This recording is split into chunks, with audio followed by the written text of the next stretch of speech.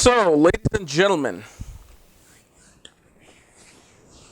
the dance of Rahu and Ketu. This is, this is the any discussion on Rahu and Ketu is something that to really figure it out can take a lifetime. I am still figuring out, even after like 14 years of studying Rahu and Ketu. And the one thing that I could just simply say about Rahu and Ketu is that it's a dance. So anytime you look at a horoscope, all I see is this dance happening back and forth, back and forth. This is why actually Rahu and Ketu are known as the karmic axis. Like there's some heavy tangible karma that needs to be taken care of, that needs to be accomplished, that needs to be understood before we can go towards anything else in our life. Because the fundamental thing you want to learn about Rahu and Ketu is that Ketu is your past. Ketu is things that you have seen and experienced. You don't need to be an expert into this. Remember, Ketu does not mean expertise. Okay, Ketu means that you have experienced it. Expertise will come from other planets influencing Ketu. But Ketu by itself, it simply shows that you have walked through this path. Whether you did well in it, whether you did poor in it, that is another story. But you walked this path. You know what this path consists of. You know what this path entails of. Like for example, Ketu is in the 7th house. 7th house is the house of partnerships and marriage, business. So regardless of how you were in your past life, a person already knows what marriage is and what you experience in a marriage, how you deal with the marriage. So this is why there's natural implosion towards going towards marriage, because they've all experienced it and they didn't like it, or they experienced it, they're like, okay, one experience is good, I don't want to deal with this. And that's where in the 7th house shows that a person most of the time doesn't feel attached to long-term relationship. They love short-term relationship. But anytime when there's a long drawn commitment, that's where they just kind of implode within themselves. They just kind of like want to escape that situation. If Ketu did well in past life through marriage, if Ketu, the south node of the moon, if it shows that one had a really good experience in marriage last life, in this life they would love to be in a relationship. They would love to experience that again because it was such a good experience. This is why I saw so many times where you would read in any classics, you would read in any kind of books written by great astrologers, articles that Ketu in the 7th house can deny you marriage. But that has not been the case. Has not been the case at all. Many times when you thought that this person can just never get married, they were actually married. They were married on time. And what it shows really, especially in my experience when I was doing marriage consultation, when I was looking at seeing what people's marriage life was like, you could see that they did quite well in their married life. They had the expertise. They knew exactly what marriage requires, which is commitment and sacrifice. And they were willing to do that. Most of the time, Ketu in the 7th house may show that you don't want to deal with this energy again because you experienced something negative to that energy in past life. And how do you tell that? How do you tell that? You tell that by looking at the dispositor of Ketu and Rahu both. And I'll get to Rahu. But look at the dispositor of Ketu. If a dispositor of Ketu is in Kendra, meaning the 1st, 4th, 7th, and 10th house of the horoscope, or on 5th and 9th of the horoscope, especially the 1st, 4th, 7th, and 10th, placement of Ketu's dispositor shows a solid foundation built upon in previous life related to marriage. The other placement will be very wobbly. Shows that there may not have been the greatest experience. Also look at how the dispositor is placed. Is it exalted? Is it debilitated? That gives you a clue. So that's the important thing to see before you say and judge the horoscope within 2 seconds. Oh no, you're never going to get married. But then also comes Rahu. What is Rahu?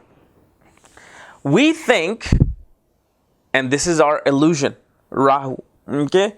We think we know the expertise where Rahu is. Where that is the weakest point in our horoscope. Rahu is the weakest point in your horoscope. Your strongest point is Ketu. Because remember, you walked that path. Let's say I have walked an alley.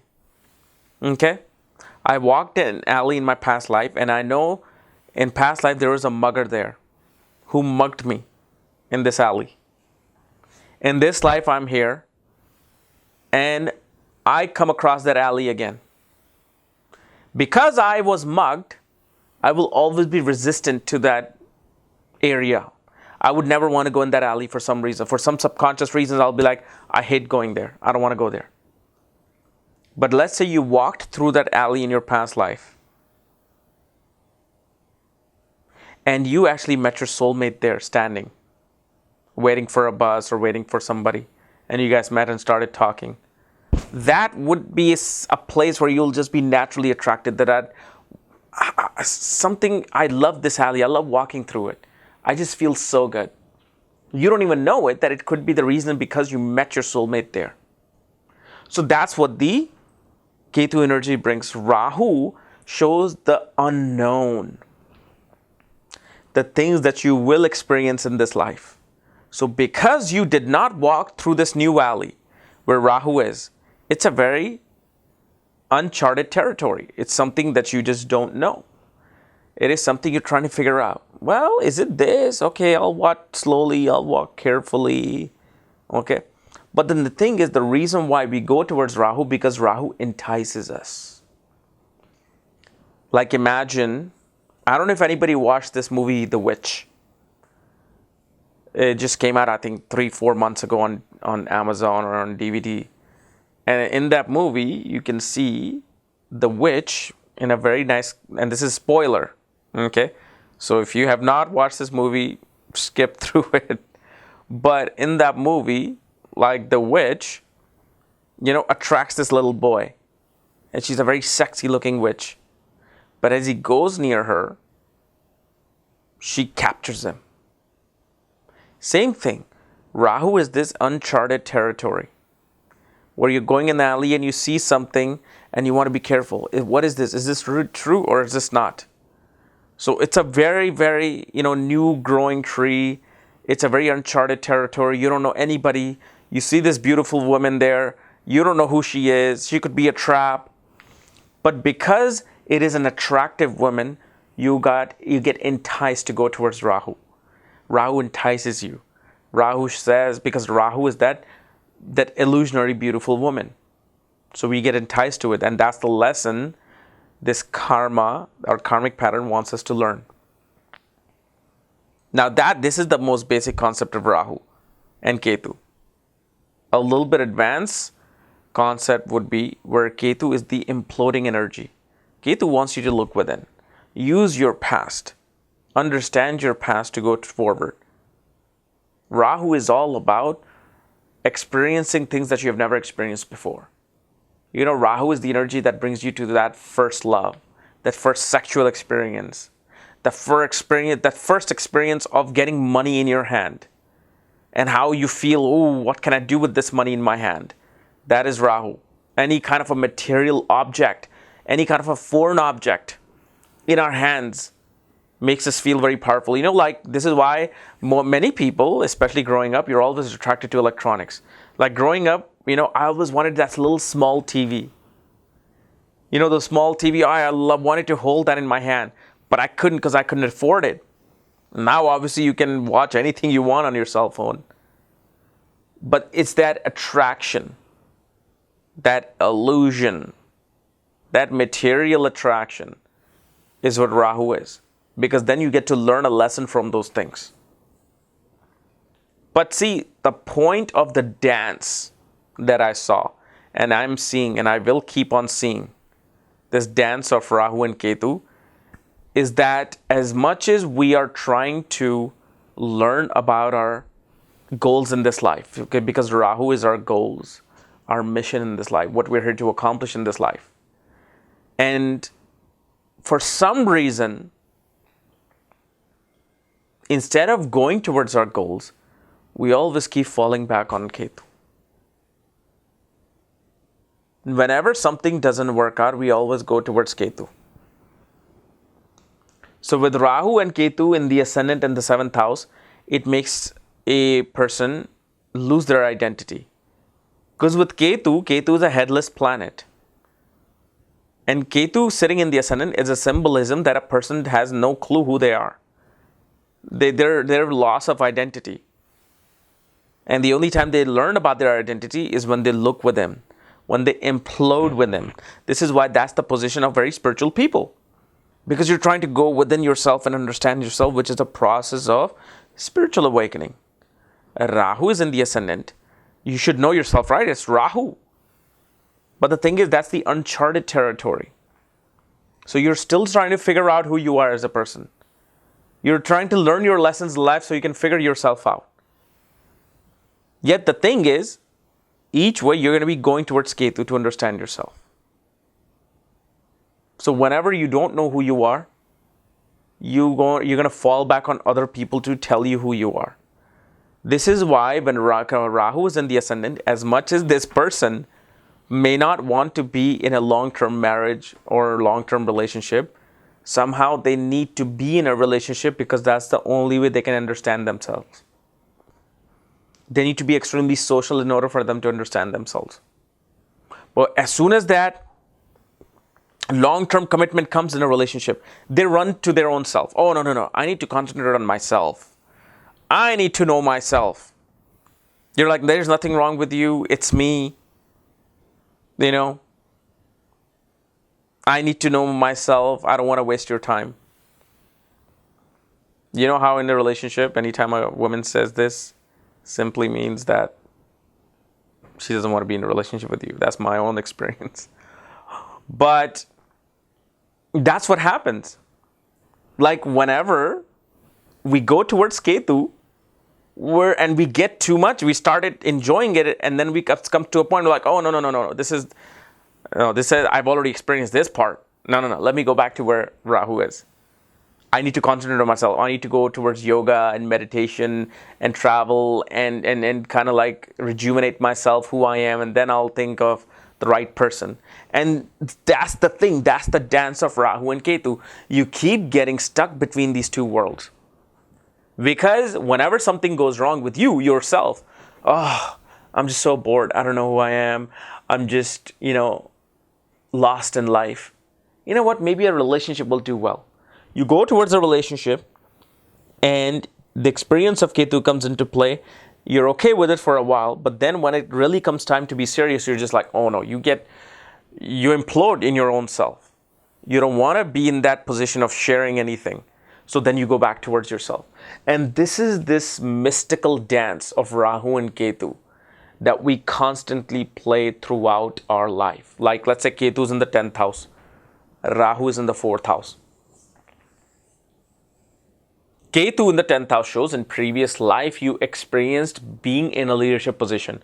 Whether you were a good leader or not, that's not the case. You may be the worst leader. But because you have walked through it, maybe you were a leader and you were shot down. You were assassinated as a leader. So there will be this natural fear of wanting to go out and be in a leadership position. You will always be like, no. I'm okay behind the scenes. I don't need to be in that leadership position. But anytime you're given a leadership position, automatically you know what to do. You know how to handle people. You know how to handle egos. You know how to handle people in authority yourself. It naturally comes to you. But yet, the thing is, this is the energy that you naturally have experienced. then Rahu in the 4th house is where the work needs to be done. So Rahu, what happens in the 4th house with this person, they have to always deal with chaos within their home life, dealing with issues related to the mother, foreign issues related to the mother, and they have to take this chaos of the Rahu in the 4th house and arrange it. And that becomes their life mission. Have a peaceful home life, purchase a home, find happiness through vehicles, and fight towards this property, and make sure that you always get this asset. So they go towards that energy. But the thing is, when you cannot figure that energy out, when you cannot figure things out, because look, you're a child in this world regarding Rahu's energy, because this is your new mission that you have to accomplish. And when things just get a little bit frustrating, you're like, you know what? I am better being outside in my professional life than dealing with things in the home. So what this person will do, and you will notice with Ketu in the 10th house, this person loves to work long hours. Because the thing is, the longer they're out, the less they have to deal with situations of the home. But then when they are out too much, they are being recognized, they're attracting all sorts of people. The fear comes into play. Like, oh my God, I'm getting too big. Too many people are recognizing me. And I can already feel other people, plotting things against me, playing politics against me. God, I just want to be home. Then they suddenly want to shorten their hours so they can be home. And then when they are home, and they're home for a long time, then they have to then mentally deal with the situations of the 4th house. Which is great, because they are here to experience that. They're here to learn that. But the thing is, they still don't know what the hell is going on here. And they're figuring it out. So you keep playing this dance in your life between Rahu and Ketu. And this is something that can only be understood, the dance, the way this dance, because dance will always be played. Remember, the dance will not stop. As long as you are breathing, this dance of Rahu and Ketu will not stop.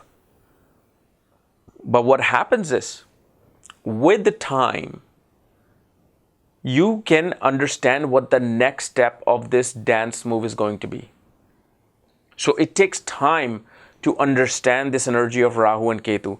This is why, like how Ketu is, or Rahu is matured at the age of 42, Ketu is matured at the age of 48.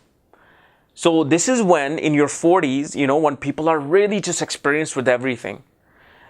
They've gone through their adolescence, they've gone through their adulthood, gone through education and college and girlfriends and breakup and marriage fights and children and dealing with children, midlife crisis. They have dealt with this dance in their life. So now when finally Rahu gets matures at the age of 48, they finally understand, all right, this is how I have to deal with the situations of my Rahu placement. And I'm not saying somebody will say that, it's just that many people don't even know about astrology. But wherever Rahu is placed, they become aware of how to deal with that situation when it comes up. And at 48, when Ketu matures, they're able to deal with the situations of Rahu by taking information from the past. Like, for example, Rahu is in the, let's say, Rahu's in the 12th house, Ketu's in the 6th house. In past life, you were in service to other people. In past life, you were giving yourself to helping others, to dealing with the sick, dealing with, unprivileged people. Rahu is now in this life and in the 12th house. This person will always feel like, I want to get away from the situation that I am. I want to get away from, dealing with anybody else's problems. I don't want to deal with problems of the world. I don't want to deal with any debts of this world. I just want to go to foreign lands. These people want to travel to foreign places, foreign lands. They want to know about spiritual life. They want to learn about astral world. They want to learn about hypnotism, which is actually part of Rahu. being a hypnotist. The illusion, the maya that comes over another person through another person. But what happens is when they go too much, when they try to figure that 12th house out of spirituality and isolation, they get scared. Before Rahu matures, they get scared. Like, what am I doing? Why am I here? Why am I in this ashram? Why am I in this spiritual community that feels like a cult to me? Man, I need to get my senses together and I need to go back to work. They play this game. So then they go back to Ketu. They're like, okay, maybe I just need to get a job. I need to live a normal life. And I just need to give myself maybe helping other people, and maybe I can divert this mind. Then what happens is they go towards helping other people. They get a job. They want to be in this sanity, this civilized space. But when they're in there, they're like, oh my God, maybe I was better off being isolated from this BS of the world and clocking in, clocking out, and dealing with everyday work issues. God, and it's not even helping me anything, and I feel more sick. No, maybe I should go back. So you see, they're playing this game. But after a certain age, when this dance is learned, when the dance move, when you're an expert at dancing with the, dance of Rahu and Ketu, when you can dance with them on the floor, that's when you realize that, yes, I need to go towards understanding my subconscious self, understanding my world that I do not know, going to foreign places, understanding foreign people. Yet the way you will understand that always is by helping those foreign people, is by healing those foreign people that you meet, is by using the knowledge of the spiritual life that you accomplish by helping others, healing others. And that is all Rahu and Ketu are trying to teach you. And it just hit me. It just hit me just doing and reading this email of several people just in the past 2 weeks. Finally, after looking at charts, when you have seen enough charts in your life, things are starting to hit you then. That's what happens. I guarantee you.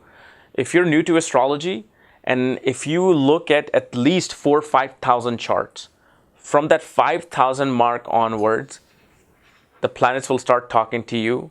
The situations and the game will start talking to you. You will automatically start coming out with formulas. You'll automatically start coming out with techniques of how to understand things. And that's exactly what I just simply understood. That we all are going towards back, trying to dance with Rahu and Ketu. But the earlier you recognize that you will use Rahu's or you will use Ketu's lessons to progress towards Rahu, is when things will be understood in your life. So wherever Ketu is in your chart, wherever Rahu is in your chart, they will always be opposite to each other. Remember, the only way you will master your Rahu in this life, take help of Ketu. So, and that's the dance. That's the dance you play. But that's the dance you may not understand right now. Only after a certain age you may understand that dance. But it's just this energy it's like, this is why they call, especially I call Rahu and Ketu axis the wormhole, the black hole. It is so chaotic that it takes really a lot of energy of yours to understand this black hole and how to get things out of this black hole. Because it's so chaotic, it's like you're trying to tell somebody about Ketu and you don't realize that you also have to talk about Rahu if you're going to talk about Ketu. But if you're going to talk about Ketu, you also have to talk about the Rahu. So this axis can never be spoken by itself. They're always together. They're always together. Like Rahu in the second house, Ketu in the 8th house. Rahu in the second house, you're trying to understand what it's like having a family, the experience of a family, what it's like making wealth on your own. Like Rahu in the second house is a house where you must make money or master the ability to make money through your own effort. To understand what it's like to budget, to understand what it's like to deal with family assets, family lineage, to respect people in your family, because Rahu in the second house can bring chaotic situations where you will disrespect people in your family. You'll become a rebellion in your family. Until you understand and respect whoever in your family, respect the lineage, respect the ancestors, that's when the Rahu lesson will be learned. And Ketu being in the 8th house shows that one always longs to have, they feel like, well, my family didn't work out, maybe I will be attached to my spouse's family. Maybe I will find that love through my spouse's family. Maybe I'll earn money through help of my spouse. Maybe. When that happens, with Ketu in the 8th house, you live far away from your spouse's family. You see them once or twice a year. On Christmas, on Diwali or whatnot. On Thanksgiving, you see them. And you realize there's no benefit from them.